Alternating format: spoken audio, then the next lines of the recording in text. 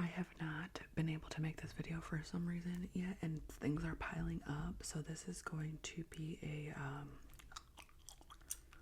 currently watching what I've been watching video. And I save all these pictures of the stuff I've been watching. So hopefully I don't overlap any of these. Not totally sure where I left off last time, but there's some good ones on here. There's some real good ones on here, and some medium ones. So let's get through the intro and then we'll get into it. If you're new here, welcome to my nonsense. If you're old here, welcome back. Oh geez, if you're new here, please consider hitting subscribe. And if you're new here, go double check, make sure you're subscribed, hit the like. If you like, leave a comment. It could be anything related to the video. It could just be a hello, a few emojis, whatever, as long as it's cool, respectful. Hit the notification bell. As always, I'll link my tip jar down yonder in the description box. No pressure whatsoever, but every $1 or $2, $5 helps. That's what allows me to continue making content. You're invited to my Patreon. Patreon. I should have about like 60 videos plus maybe by the time you see this. The link is down below. I know not everybody can come, but you can't say you were invited. It's just more personal stuff and stuff that like doesn't really fit for the world to see, okay? Like just the stories are a little more personal and okay. Email, all that jazz. Email for collabs, customs, social links, all that's down below. Alright. So last night I watched I might have to go get my dog because I left the gate open.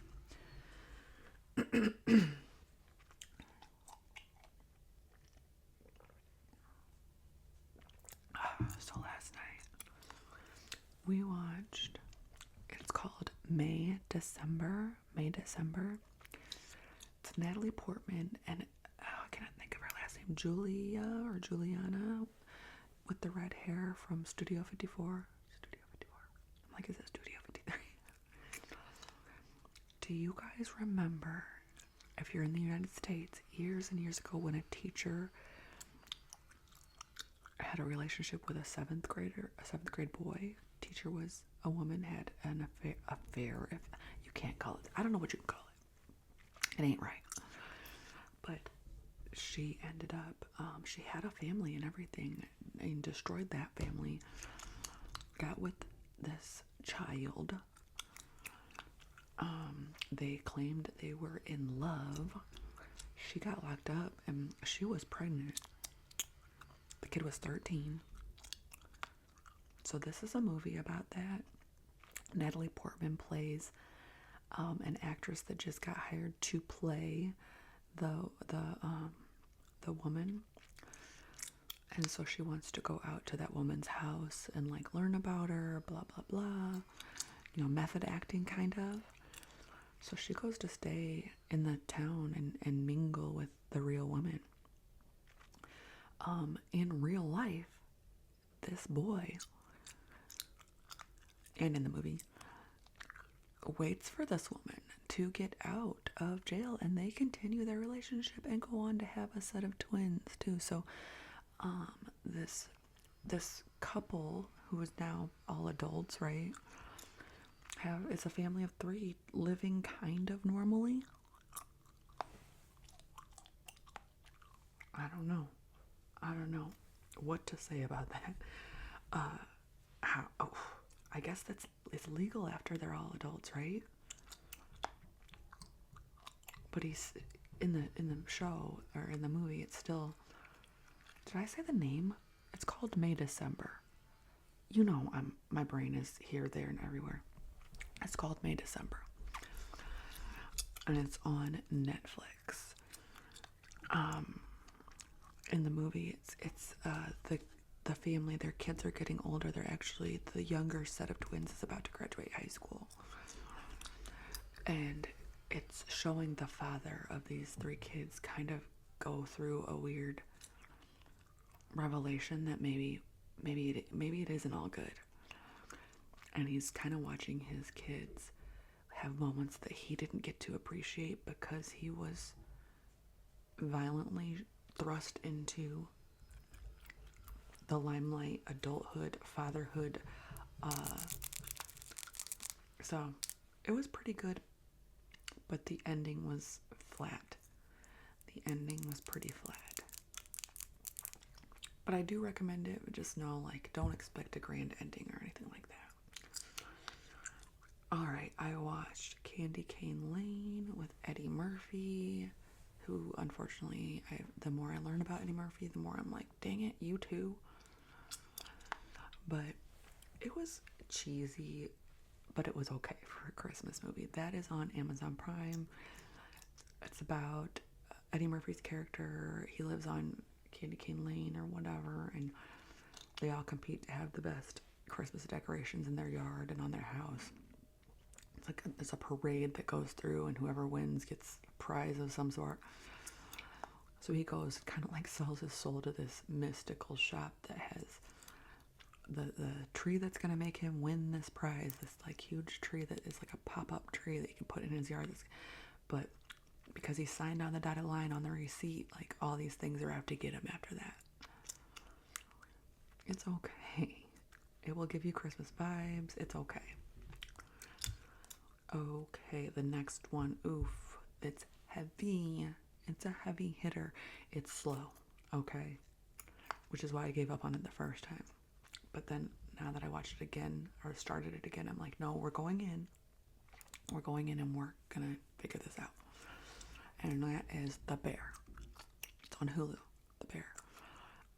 Jeremy Allen White, who I love. Hey, Lip. And then there's some other big names on there too, but Jeremy Allen White's character is, he's a top chef. I think he worked like out of the country for a while at a Michelin star rated restaurant.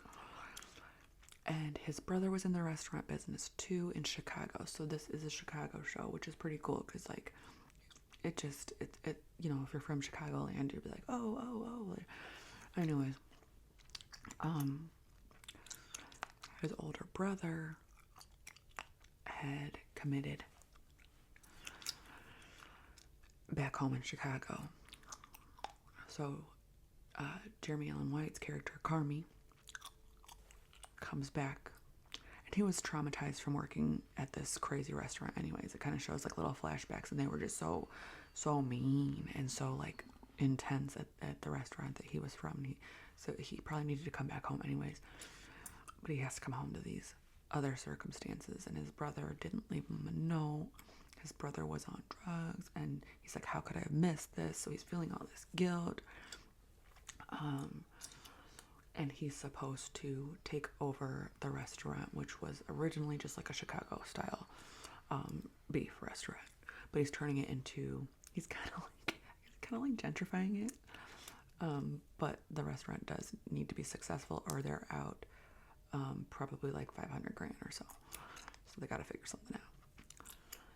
It's excellent. I just watched the 2 best episodes, like that most people just love, and it's called Fishes was the first one. It was a special episode. It was like an hour and 7 minutes. And when I tell you that if you have grown up, and even my kids will have this feeling if they watch it, because I was an alcoholic. I'm a child of it's the Christmas episode. And Jamie Lee Curtis plays his mom, and she needs an ooh.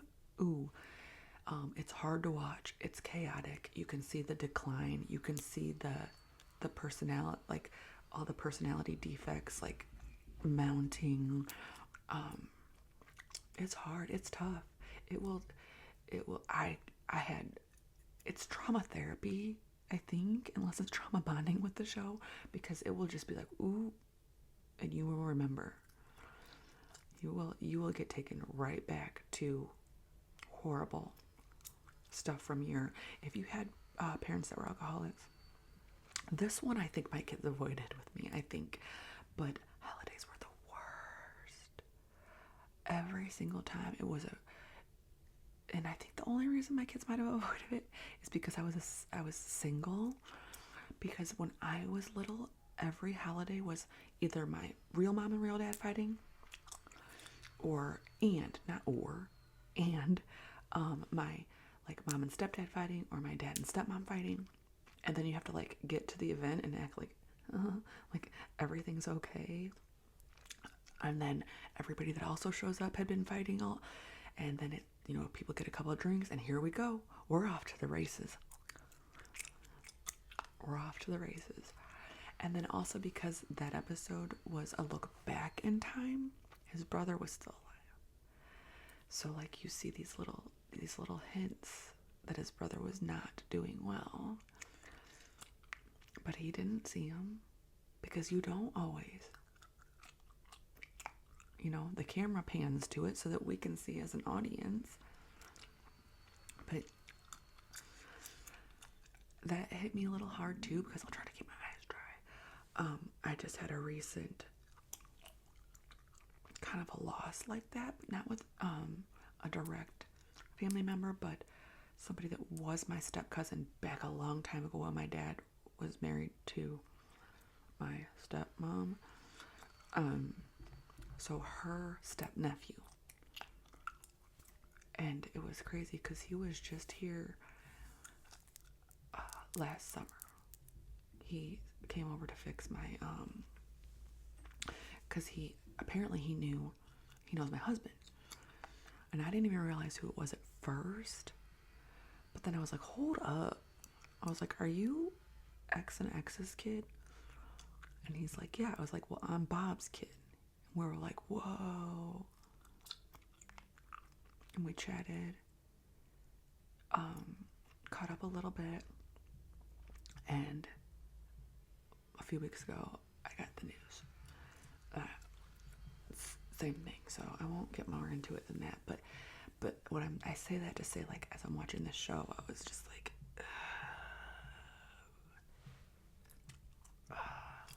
okay, watch it, but don't if you can't handle it. Murder at the End of the World, also on FX and Hulu. So good. This is what I crave in the winter. It's like a winter locked room mystery. It's about all these people that are into true crime, or they're like really wealthy. They go out to this billionaire's almost like commune, is like his place out in the Arctic. And the main character,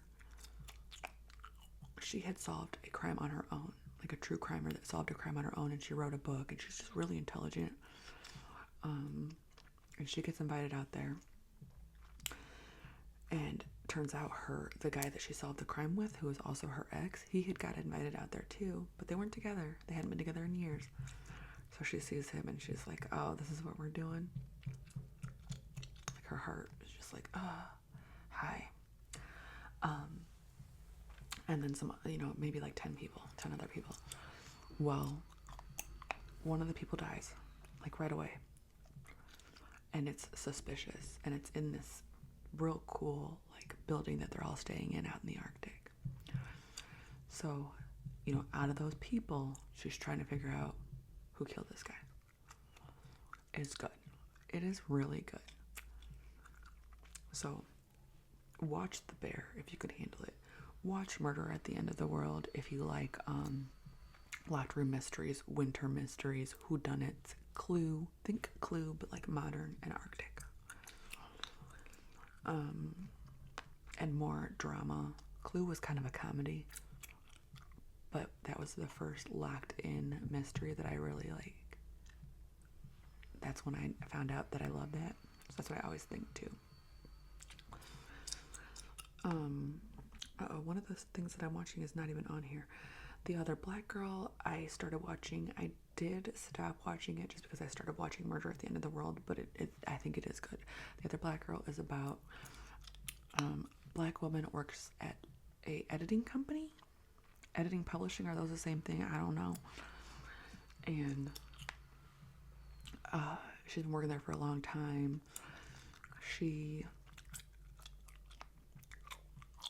There's a white author that wrote in a black character, and she goes to tell the boss at this place, like, bro, he's throwing every single stereotype into this book, and it's not a good look. It's not a good look for him writing a black character in this way. But they all kiss this author's ass, so they don't tell him. And she ends up getting an opportunity to tell him, and she's in trouble for it. Because she's like, look, I don't think that you should write this character, quite so much like this. Like, it's kind of offensive that you are pulling every single stereotype and throwing it into this book. He hates her for it. Her boss is mad at her for it.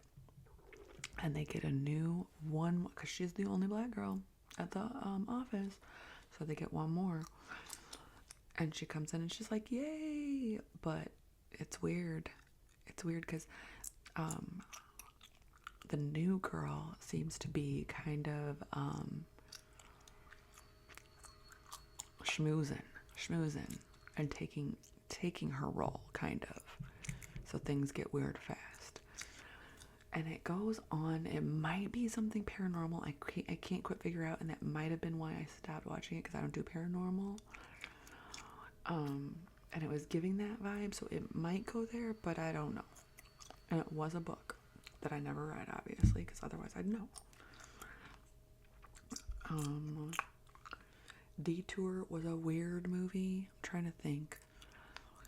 It's on HBO Max, and it was weird. It was good. I can't even really remember. Oh, okay. So in the beginning, the main character, they are out in Vegas. The main character, his mom is in a coma from a car accident, and he thinks that his stepdad is to blame because his stepmom has been cheating on. Maybe they weren't in Vegas in the beginning. I think the stepdad was cheating with a girl in Vegas, something like that. And so he actually gets into an argument with his stepdad, and right at the beginning, I think. Or maybe I just ruined it for you. I don't know. But it's like his escape plan, kind of, through Vegas. I don't know. I'm not going to tell you more of that because I don't really remember. But it was like, it did keep me engaged. I watched it. I fell asleep. And then the next morning, I still wanted to turn it back on and watch the rest. So it was, good enough for me to watch the end. Now, the one that I'm like, okay, this one better be getting awards, is called Black Cake on Hulu. Black Cake on Hulu. And it is about two adult children, because they're siblings, two adult children of a woman. The woman was dying of, I think, cancer, and her kids, who are adults and don't even talk to each other, like the daughter's kind of estranged, the son is, seems to have it together, but whatever. Those kids are under the impression that their mom was just an orphan, didn't know much about her family, but that wasn't the case. So she decides that she's going to make a recording and just give her kids the whole truth. So the kids are, the guy that doles out the will, whatever that job is, he's like, your mom left you these tapes. She wants you to listen to them together. So the estranged daughter's back, and she's like, okay. So she does. But it's kind of like them sorting out their sibling thing, because it's a sibling beef, while they're finding out all the stuff about their mom's background that they had no freaking clue about. Their mom was not an orphan. She was on the run from some horrible things that happened in her childhood. And how is that relevant to them? And it does go back. So it goes back in timeline. You're here with the kids listening to the tape, and then you go back and see what the mom was going through. It is so good. So I might have even cried a little bit. It's that good. Highly recommended. So in the comments, let me know if you've been watching anything good, if you're going to rewatch anything. I know we had the writer's strike, so there's going to be, some gaps in new stuff. So if there's older shows that are really good, what I went back and watched? You know what one of my comfort shows is? House. Is that on Hulu? Dr. House is one of my comfort shows, so I did go back and watch a few episodes and just puts me right back. But House was my comfort show when I was drinking too much, when I was an alcoholic. So sometimes I'm watching it, I'm like, oh my god, I remember feeling like crap watching this show. So I have a weird bond with House. Anyways, if you're still there and you watch this all the way to the end, thank you very much. Thank you very much. YouTube loves that shit. I hope that you